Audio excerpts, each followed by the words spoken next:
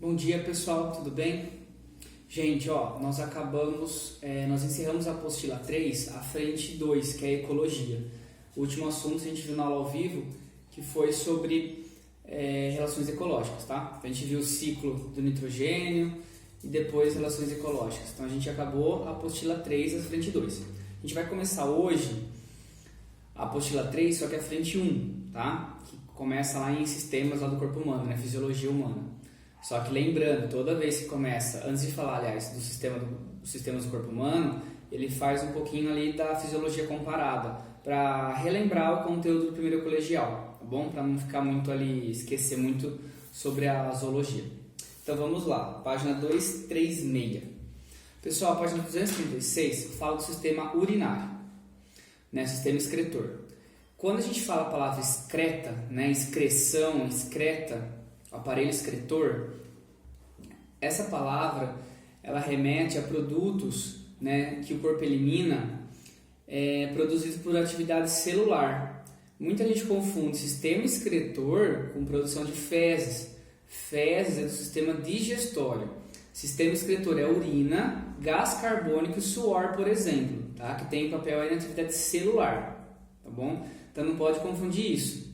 Então se eu falar excreta, né, excreta de um animal seria isso, gás carbônico, né, urina, suor. Não posso chamar as fezes de excretas, tá? A não ser se falar excremento, né, já é outra coisa, mas excreta não, ok? Então vamos lá.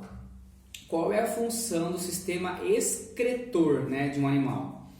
Pessoal, o sistema excretor, ele simplesmente é um osmorregulador. Ele regula a quantidade de água e íons no corpo, tá? No organismo. A função do sistema excretor não é filtrar, a função é osmorregular, só que ele faz isso por meio de uma filtragem, por exemplo. Se eu pegar porífero e quinidário, esses dois animais, esses dois filos de animais, dois primeiros filos aí da escala evolutiva, eles não possuem sistema excretor, tá? O sistema excretor é ausente. Aí, plateuminto para frente, eles possuem sistema excretor. Lembra, plateuminto, qual é o sistema excretor? É uma característica exclusiva do grupo, que são células flama.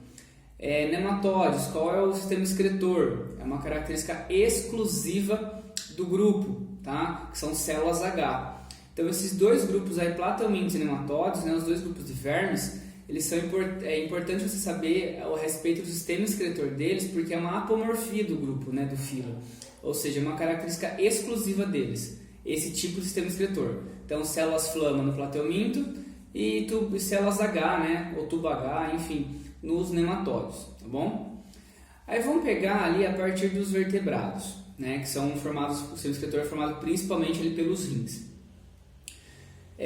Um peixe, que é o que tem mais influência ali, né, do ambiente aquático. Como que um peixe de água salgada faz... o que ele faz em relação ao excesso de sal do ambiente que ele vive? Se o peixe está numa água salgada, a água é hipertônica em relação a ele, certo? Se a água é hipertônica em relação a ele, ou seja, o ambiente onde ele vive é hipertônico em relação a ele, o que acontece com esse peixe? Ele perde água por osmose, tá? Como que o peixe de água salgada faz para reverter esse processo, né? Para não sofrer aí os danos da perda de água, da desidratação? O peixe de água salgada, ele ingere água salgada, ele ingere água do mar, tá? Para ter água. Só que a gente, por exemplo, se ingerir água do mar, para eliminar aquele monte de sal, a gente vai urinar muito mais do que a gente ingeriu. Então a gente desidrata. O peixe de água salgada não.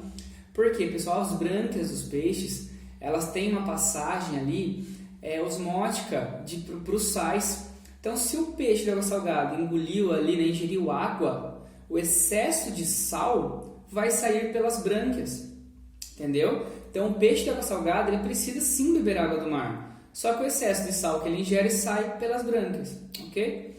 E o de água doce? O de água doce é o contrário.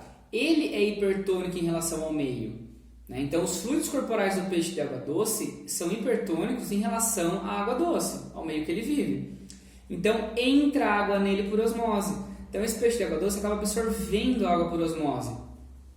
Se ele absorve água por osmose e ele está o tempo todo na água, ele vai ter um excesso de água. Sim. Então, o que ele faz com esse excesso de água para eliminar? Simples, urina, tá? Então, a urina do peixe de água doce é muito diluída, é muito abundante e diluída, né, para eliminar esse excesso de água que entra no corpo dele, beleza? Qual excreta nitrogenada o peixe tanto de água doce quanto de salgado, né? Qual o tipo de excreta nitrogenada que tem maior quantidade na urina deles? Amônia. Pessoal, o animal aquático, geralmente, né, tipo larva de anfíbio, né, os peixes, eles geralmente eliminam amônia, tá? Porque a amônia é o composto nitrogenado mais tóxico que tem, só que é o que menos gasta energia para o organismo produzir, tá? Transformar lá os resíduos nitrogenados, né, o excesso da alimentação de proteína, né, em composto nitrogenado. A amônia é o primeiro composto nitrogenado que vai ser transformado em proteína. Então, ela gasta menos energia para ser produzida. E como ele já está no ambiente aquático, a amônia, como ela é tóxica, ela acaba sendo diluída no ambiente aquático, né? Que nem a urina do peixe de água doce é extremamente diluída, porque entra muita água por osmose. Então, por mais que a amônia seja tóxica, como a quantidade de amônia por quantidade de água é muito pequena, sai muita água junto na urina, então ela vai bem diluída, tá? Então, ele pode excretar principalmente a amônia. Só tem amônia na urina dele? Não. Vai ter outros íons, pode ter outras excretas, pode ter outros materiais nitrogenados, mas a predominância é a amônia de material nitrogenado, tá? Substância nitrogenada. Se eu pegar, por exemplo, o tubarão. O tubarão é água salgada, né? A raia, né? Esses peixes cartilaginosos, a maioria são de água salgada. Beleza. Então, eles são hipotônicos em relação ao meio e perdem água para o meio também. Não. Exceção. Pessoal, os peixes cartilaginosos, como tubarões, né, e arraias, esses peixes eles fazem um fenômeno chamado uremia fisiológica. O que é uremia fisiológica? Esses animais, assim como os mamíferos, eles excretam principalmente ureia como um composto nitrogenado. E como a ureia não é tão tóxica quanto a amônia, eles conseguem concentrar uma quantidade de ureia considerável no sangue. E se o sangue dele está com uma concentração considerável de ureia, osmoticamente falando, ele vai estar equilibrado com o meio ambiente onde ele está. Então, esses peixes cartilaginosos eles estão isotônicos em relação ao meio. Então, eles acabam nem perdendo nem ganhando água por osmose, por causa da uremia fisiológica. Ok? Então, peixes e larvas aquáticas liberam principalmente amônia. Mas, os cartilaginosos liberam ureia, assim como os mamíferos e os anfíbios adultos. Ok? O anfíbio, acabei de falar, né? O anfíbio adulto, ele acaba liberando ureia para o ambiente. Pessoal, ureia é um composto nitrogenado daquele animal que ele não vive no ambiente necessariamente aquático, mas também ele não vive no ambiente seco. Tá? A ureia, ela é um intermediário, A ureia, ela é um intermediário em relação à toxicidade e o intermediário em relação à perda de água. A amônia, o animal que excreta amônia, ele precisa ser muito diluída essa amônia na urina. O que excreta ureia é o meio termo, tá? Então, os anfíbios adultos e os mamíferos, eles excretam principalmente como composto nitrogenado ureia, tá? Como faz para a urina humana sair com maior concentração de ureia? Duas coisas. Ou você fica sem beber água, né, que a urina sai bem concentrada, aquela urina bem amarelada, né? Ou, né, o principal aí no caso, para sair com uma quantidade de ureia alta, é ingestão maior de proteínas. Porque lembra, as proteínas elas possuem o elemento químico nitrogênio. Então, quanto maior a degradação de proteínas, maior porcentagem ali de excreto nitrogenado eu vou produzir. Então, se eu quiser aumentar minha quantidade de ureia na urina, é só comer bastante, uma alimentação rica ali em proteína, ok? Pessoal, e os animais que vivem em ambientes mais secos? Vamos pensar alguns insetos, né? Répteis, aves. Os animais que são adaptados ao ambiente seco, eles excretam principalmente ácido úrico. Qual é a vantagem de excretar ácido úrico? O ácido úrico, das 3 substâncias nitrogenadas, é aquela substância menos tóxica. Tá? Se ela é a menos tóxica, eu não preciso eliminar ela muito diluída. Então, a urina desses animais é uma urina semissólida. No caso das aves, né, que tem a cloaca, as fezes e a urina elas saem juntas, tá? Então, é a famosa cagomijada, né? Então, quando você leva uma cagada de pomba na cabeça, na verdade é uma cagomijada, né? Porque os rins ali das aves, ele não vai excretar, não vai sair a urina depois que for formada a urina, não vai sair para um lugar separado, né, do que vai sair as fezes. Tem uma interligação que as fezes e a urina vão sair juntas, tá? Juntamente, certo? Então a urina das aves, dos répteis e dos insetos, da maioria deles, né, essa é uma urina semissólida, uma urina pastosa, tá? Para economia de água. Ah, mas então já que é para economizar água, por que todo animal não faz isso? Porque tem que ver, né, o ambiente onde ele está. Porque um animal vai gastar tanta energia, olha só, gastar energia, hein? O ácido úrico é menos tóxico, mas é o que mais o corpo gasta energia para produzir. Para transformar aqueles compostos nitrogenados da sua alimentação, né, em ácido úrico, é o que mais gasta energia, tá? É o que mais envolve o processo aí que gasta ATP. Então, por que ele vai gastar um monte de energia, desperdiçar energia se ele está no ambiente com água abundante, entendeu? Não tem muito sentido. Então, pessoal, os animais que vivem em ambiente seco, eles se dão ao luxo de economizar água nesse sentido, né, de produzir urina semissólida, mas, em contrapartida, eles têm um gasto energético muito alto para produzir esse ácido úrico, ok? Por que os mamíferos são intermediários? Vamos pensar, nossa pele não é queratinizada igual, né, tipo, não tem aquela camada córnea igual de um réptil, de uma ave, que não tem nem glândulas, tá? Que não perde ali água por suor. Mas também a gente não está vivendo no ambiente aquático. Então a gente tem uma pele ali relativamente impermeabilizada por causa da queratina, mas a gente perde ali, né, a água também pelo suor, a gente tem glândulas. Então assim, a gente não é nem um animal aquático, nem ali um totalmente adaptadamente seco. Então os mamíferos são ali formam um meio termo, tá bom? Mas se eu pegar uma urina de um humano, de um mamífero qualquer, vai ter os 3 compostos nitrogenados, vai ter amônia, vai ter ácido úrico, vai ter ureia. Só que a gente fala que o mamífero excreta ureia porque a grande, né, de longe, a maior quantidade de composto nitrogenado é a ureia, ok? Deixa eu ver se faltou falar alguma coisa.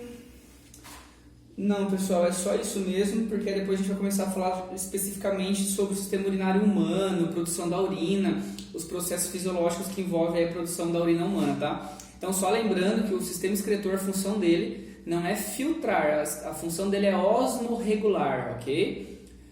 Só mais um exemplinho. Se eu, sei lá, tomo um suco de limão, é muito ácido, né? Ou tomo alguma coisa, como algum alimento muito alcalino. O meu sangue não pode ter essa variação de pH.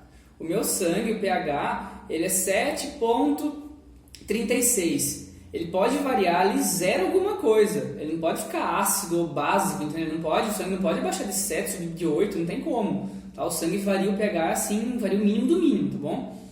Ah, mas você tomou um suco então com pH 3, 2, sei lá, um suco de limão sem açúcar, né? Seu sangue não vai ficar ácido? Não. Tá? A urina, sim.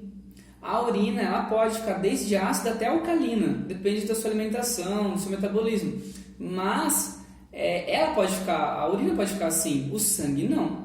Então, pessoal, o sistema excretor, olha só, ele osmorregula tudo. Ele regula a quantidade de sais, de água, pH, tá, do corpo.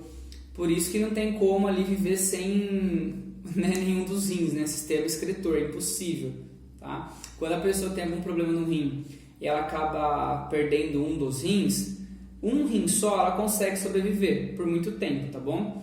Mas depois sim vai ficar sobrecarregada, depois de muitos anos ali, né? Usando somente um rim, aí a pessoa acaba perdendo esse rim também. Aí tem 3 opções: ou ela morre, ou ela faz um transplante de rim, ou ela vai para hemodiálise. Geralmente ela vai para hemodiálise, porque ela vai para hemodiálise e entra na fila do transplante. Enquanto ela está fazendo hemodiálise, né? Ela fica esperando o transplante por um rim aí. É um dos órgãos que mais transplantam, né, no Brasil, o rim. E tem um valor alto no mercado negro, né? Enfim. Pessoal, a hemodiálise nada mais é do que uma máquina, né? Seu sangue sai, né? Vai nessa máquina faz ali o papel de retirar as impurezas do sangue, né? Tenta fazer o papel do rim e volta para o seu corpo. Né? E aí você fica lá umas 4 horinhas no hospital fazendo hemodiálise, né? Tem gente que faz dia sim, dia não, né? Depende do caso. É bem triste. Mas, né, vamos ver aí se os números de transplantes aumentarem, né? Tomara que acabe essa fila aí, né, essa grande fila de hemodiálise. Na verdade, no Brasil a gente doa poucos órgãos por cultura mesmo, tá? É por religião, uma coisa cultural que fala que tem que enterrar, não pode tirar os órgãos, senão vai chegar lá no outro mundo sem aquele órgão. Né? Ou a família às vezes está num sofrimento que perdeu o parente, nem pensa em doação, sabe? Nem está com cabeça para isso. né? Mas seria bem importante que todo mundo fosse doador de órgãos, tá bom? Mas enfim, só uma parte. Beleza? Então é isso, pessoal. Próxima aula a gente fala especificamente sobre o sistema excretor humano, ok? Bons estudos!